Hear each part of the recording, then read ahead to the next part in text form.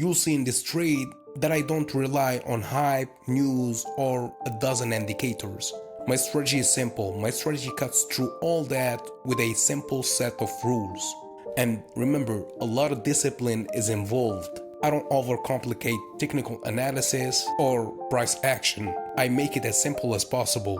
My main goal is to avoid getting distracted by the market. I have a vision, a strategy, discipline, rules, and that's it.